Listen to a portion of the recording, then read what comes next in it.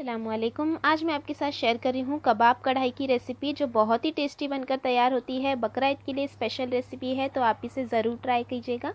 ये रेसिपी बनाने के लिए मैंने 400 ग्राम कीमा ले लिया है, जिसे अच्छे से वॉश करके देखिए इस तरह से छन्नी में रख दिया है, ताकि इसका पूरा पानी निकल जाए और ये पूरा रूखा हो जाए। तो अब हमें इसे ग्राइंड कर लेना है। तो हम एक मिक्सर जार ले लेंगे और उसमें हम डाल देंगे कीमा और इसे ग्राइंड कर लेंगे।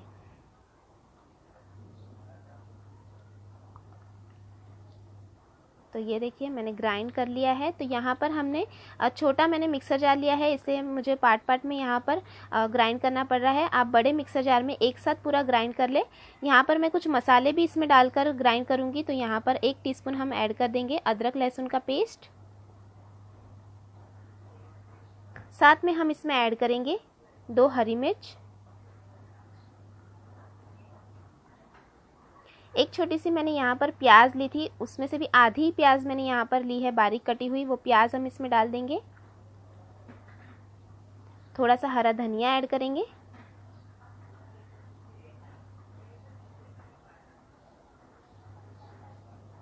और साथ में हम यहाँ पर कुछ मसाले भी डाल देंगे। तो नमक ऐड करेंगे हम स्वाद अनुसार, 1/4 टीस्पून हल्दी पाउडर, 1 टीस्पून कश्मीरी लाल मिर्च पाउडर, 1 टीस्पून धनिया जीरा पाउडर, 1/4 टीस्पून गरम मसाला पाउडर और हाफ टीस्पून लेंगे हम चिली फ्लेक्स। तो ये सभी पाउडर मसाले भी हम इसमें डाल देंगे। यहाँ पर मैंने मिक्सर जार जो है वो छोटा लिया था, इसलिए मुझे थोड़ा थोड़ा पीसना पड़ा।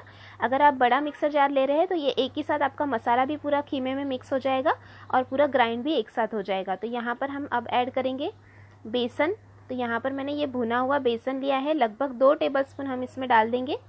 तो यहाँ पर हमने, आप चाहे तो भुने हुए चने का पाउडर भी ले सकते हैं या फिर बेसन का भी पाउडर आप ले सकते हैं। बेसन ले सकते हैं लेकिन उसे भून लीजिएगा। तो यहाँ पर हम ढक लेंगे और इसे ग्राइंड कर लेंगे। तो ये देखिए सारा कीमा हमने ग्राइंड कर लिया है। तो ये मैंने अलग अलग देखिए ग्राइंड किया था, इसलिए मुझे अब कीमे में पूरा मसाला मिक्स करना पड़ेगा। आप अगर एक साथ बड़े जार में करेंगे तो इस तरह से आपको मिक्स नहीं करना पड़ेगा, वो वैसे ही मिक्स हो जाएगा। तो यहाँ पर अब हम कीमे को अच्छे से मिक्स कर लेंगे सभी मसालों के साथ।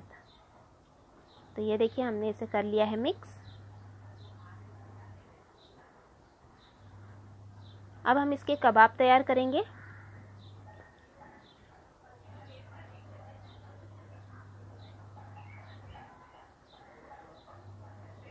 तो यहाँ पर हम ले लेंगे लगभग 1.5 से 2 टेबलस्पून जितना कबाब का मसाला और कबाब इसके तैयार कर लेंगे। आप अपने हिसाब से यहाँ पर कबाब को शेप दे सकते हैं। आप चाहे तो गोल शेप दे दीजिए या लंबा शेप दे दीजिए, जैसा आप चाहे वैसा शेप दे सकते हैं। तो ये देखिए हमने इसे इस तरह से गोल बनाकर इस तरह से लंबा कर दिया है और ये इसी तरह से हम सारे कबाब को तैयार कर लेंगे।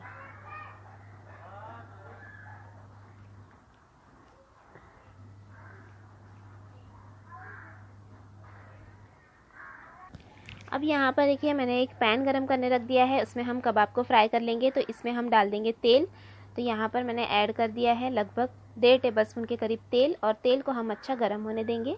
तेल गर्म होने के बाद हम इस पर कबाब को फ्राई कर लेंगे। तो मीडियम फ्लेम पे हम फ्राई करेंगे ताकि कबाब अंदर से भी अच्छी तरह से फ्राई हो।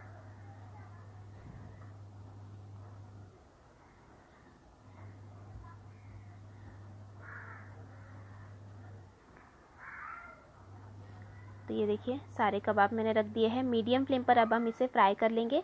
अलट पलट करते हुए हमें सभी तरफ से कबाब को फ्राई कर लेना है, ताकि कबाब जो है वो अच्छी तरह से फ्राई हो जाए। तो देखिए मैंने पलट लिया है और इसी तरह से अलट पलट करते हुए हम सभी तरफ से कबाब को फ्राई कर लेंगे अच्छी तरह से।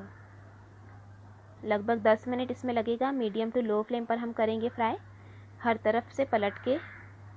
और ये देखिए अच्छी तरह से ये सभी तरफ से फ्राई हो रहे हैं। तो अब हम इसकी ग्रेवी तैयार करेंगे। तो ग्रेवी तैयार करने के लिए मैंने यहाँ पर एक पैन गरम करने रख दिया है और पैन में हम इसमें ऐड कर देंगे तेल। तो 2 टेबलस्पून हम इसमें ऐड करेंगे तेल, और तेल गर्म होने के बाद हम इसमें ऐड कर देंगे साबुत गरम मसाले, जिसमें 2 तेज़पत्ता, 2 दालचीनी के टुकड़े, 2 हरी इलायची, 1 बड़ी इलायची, 1 स्टार फुल, 2 से 3 लौंग और 8 से 10 ली है काली मिर्च। कुछ सेकंड के बाद हम इसमें ऐड कर देंगे एक प्याज। यहाँ पर मैंने एक बड़ी प्याज ली थी, जिसका मैंने इस तरह से पेस्ट बना लिया था। और प्याज को अभी हम भून लेंगे हल्का सा गोल्डन कलर आने तक।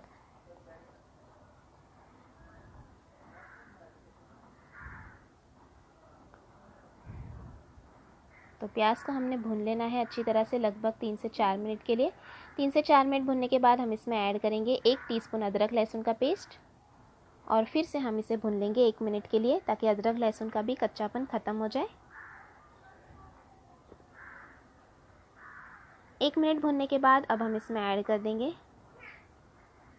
हल्दी पाउडर 1/4 टीस्पून, साथ में ऐड करेंगे 1 टीस्पून कश्मीरी लाल मिर्च पाउडर, 1 टीस्पून धनिया ज़ीरा पाउडर, 1/4 टीस्पून गरम मसाला पाउडर, चिली फ्लेक्स हम इसमें ऐड करेंगे लगभग ½ टीस्पून और नमक ऐड करेंगे स्वाद अनुसार।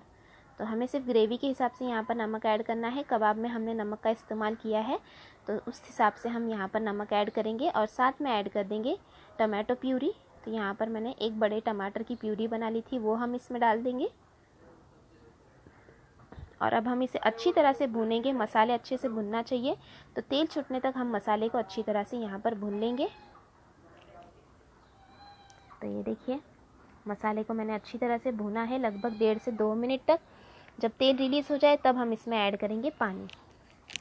तो यहाँ पर हम ग्रेवी की कंसिस्टेंसी के हिसाब से पानी ऐड करेंगे। तो ये 1 गिलास जितना मैंने यहाँ पर पानी ऐड किया है, मिक्स करेंगे। थोड़ा पानी यहाँ पर हम और ऐड करेंगे।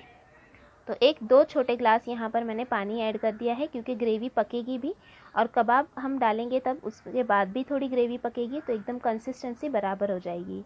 तो ये देखिए दूसरी तरफ हमारे कबाब भी अच्छी तरह से फ्राई हो गए हैं। हर तरफ से मैंने अलट पलट करते हुए कबाब को फ्राई कर लिया है। ग्रेवी में भी अच्छी तरह से उबाल आ गया है। तो यहाँ पर 1 टीस्पून मैंने ऐड कर दिया इसमें कसूरी मेथी और इसे कर लेंगे हम मिक्स।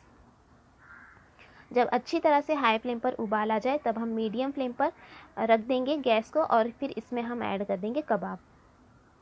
तो ये देखिए कबाब जो है वो अच्छी तरह से पक गए हैं। तो यहाँ पर ग्रेवी में हमने कबाब डाल दिया।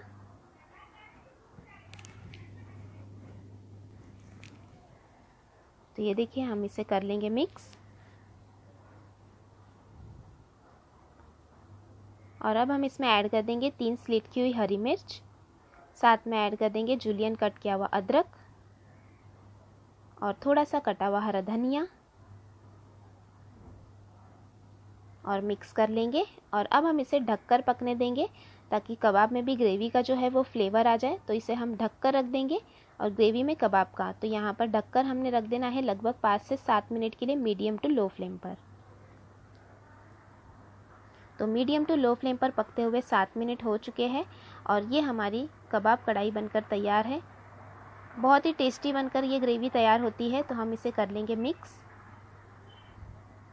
और ये देखिए कंसिस्टेंसी भी एकदम परफेक्ट है। तो अब हम गैस की फ्लेम बंद कर लेंगे और गर्मा गर्म इसे कर लेंगे सर्व। तो आप इसे सर्व करें पराठे के साथ, नान के साथ या फिर ज़ीरा राइस के साथ। और आपको ये रेसिपी कैसी लगी कमेंट करके ज़रूर बताइएगा।